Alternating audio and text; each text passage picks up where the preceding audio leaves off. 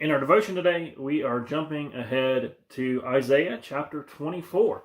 Before we look at it, though, I want to remind you today to be in prayer for Jared Hazlett. So I hope you guys are having a good Monday so far, good beginning to your week, enjoying the snow day for many of you. I guess if you live in our area, you're enjoying a snow day today. Isaiah chapter 24. It's not the most uplifting of chapters, I would say. For the most part, it's pretty heavy, isn't it? It focuses mostly on judgment. Isaiah has this pretty terrifying vision, I would say, of this judgment that God pours out on the entire earth. And I think as I read through this, just given the context and looking at the end and how it talks about God reigning and him judging the powers of heaven and earth, I think we're looking at this future final judgment of God in this chapter. But it's some heavy stuff. And I don't know, even just for my part as I'm reading through it, I think I have this tendency sometimes to read through and think, as I was starting to read this chapter, having this thought of, well, it's probably not really going to be that bad, right? I mean, God wouldn't pour out his wrath that much, right? Because this stuff sounds pretty heavy.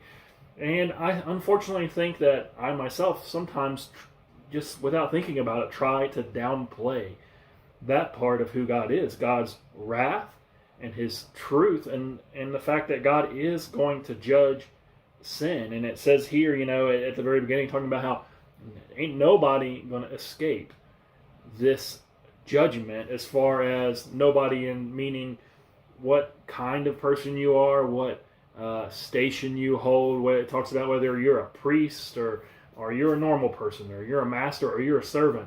God's coming to judge the earth, and he's going to pour out this judgment, destruction upon the earth. Of course, looking at it from the New Testament side of things, and we know the way that we escape judgment is running to Christ, not because of who we are, not because I'm a pastor, not because I grew up in church, not because my parents were Christians, but it's just running to Christ and putting my faith in him and what he did for me. But I think about this judgment that Isaiah is portraying here, and one of the parts that stood out to me is this image that he gives, and I'm not sure that it's really imagery. It's like he's seeing into the future, but right in the middle of the passage, as he's describing things, it's almost like this party that has been shut down, right? I mean, it talks about all these people who were having a great time, and they were doing their thing, and now they're just in despair, and everything has come to an end. And I don't know if it's a great analogy, but I think about it as we've had an experience this last day of this snowfall. And something pretty incredible always happens when you have kind of this heavy snow and it's wet and there's ice falling and things are piling up and the wind was blowing. You look outside and nobody's going out, right? I mean, everything has kind of shut down. And for a while, you don't see people trying to get out on the road. And maybe some crazy people trying to get out there. But it has this way of just completely shutting down everything. And as I thought about that day, it just sort of gives me this image of when God's judgment is going to fall down. And, the world is crazy. There's sin going on, and there certainly is. We have there's a lot of bad things going on, and people are angry and fighting, but for the most part, the world, they just want to have a good time. They're fighting for their freedom from God, and they want to party and revel and have their way and live in their wickedness. But when God's judgment falls, everything is going to come to an end. And there's not going to be anybody who can get out of that and escape that. And I don't know, just thinking about that today. We're supposed to be watchful for the return of Christ. We're supposed to be sober-minded. That is sometimes so difficult to do.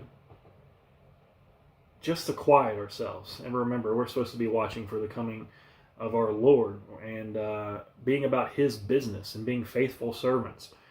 So even as I read this today, it just reminds me, I know we're not going to face judgment because of Christ.